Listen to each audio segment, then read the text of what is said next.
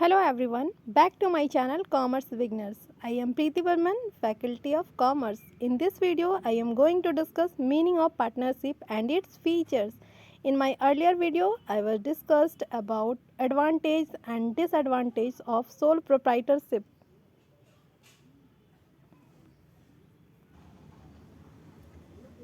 Meaning of partnership. Simple meaning of partnership: two or more than two partners together when they want to do any business and they want to start any kind of business activity, that we call it is partnership. Partnership Act 1932, as per that, partners are eligible and they can start the business by themselves only. If you see the features of partnership, if you study well, then you will get a good understanding about what is partnership business in coming further classes, like kinds of partnership, advantage and disadvantage of partnership, even partnership business account also. This knowledge is required.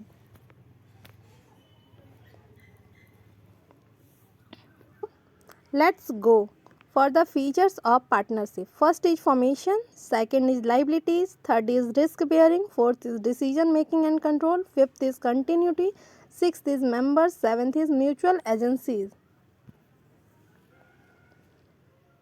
That means partner existence में कैसे आता है या firms बनता कैसे. Suppose A B and C are partners and they wants to start business. So first they decide and think to open form.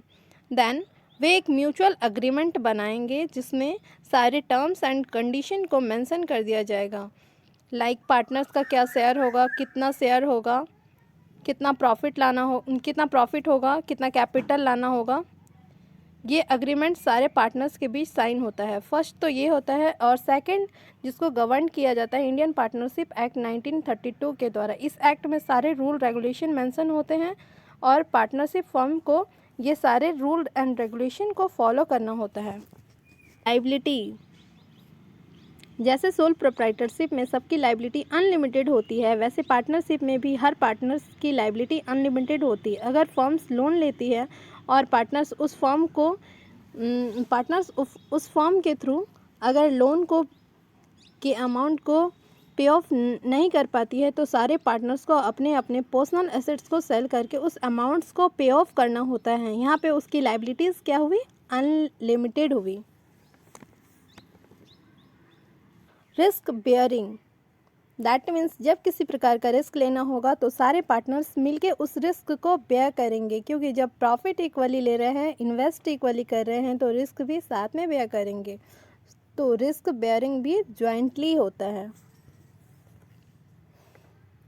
Decision making and control, sole proprietorship में क्या होता है, एक अकेला पर्सन सारे डिसीजन मेकिंग करता है, खुद ही सारे रिसर्च करते हैं और बिजनेस को कंट्रोल भी करता है. बट पार्टनरशिप में टू और मोर देन पीपल होने के कारण वहाँ पे सारे डिसीजंस मेकिंग करने से पहले आपस में कंसल्ट करते हैं, डिस्कशन करते हैं, एनालाइज करते हैं और इंडिविजुअल लेवल पर रिसर्च करते हैं और एफर्ट भी लगाते हैं.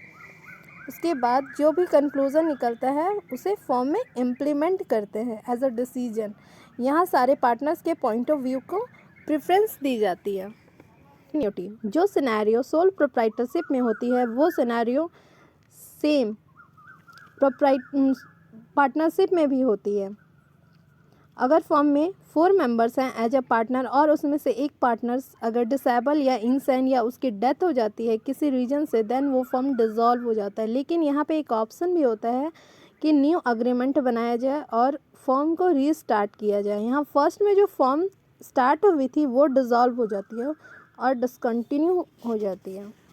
अपॉन मेंबर्स, जब हमें पार्टनरशिप फर्म स्टार्ट करनी है तो मेंबर्स जो मिनिमम होंगे वो 2 होंगे और मैक्सिमम होंगे 50 to 100.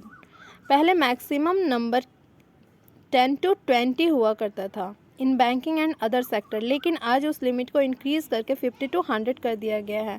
According to rule, according to act कुछ चेंजेस आए हैं. सो अगर आपको NCERT में 10 to 20 दिए हैं और यहाँ 50 to 100 के बारे में बताया जा रहा है, तो कंफ्यूज नहीं होना है क्योंकि दोनों ही बातें सही है.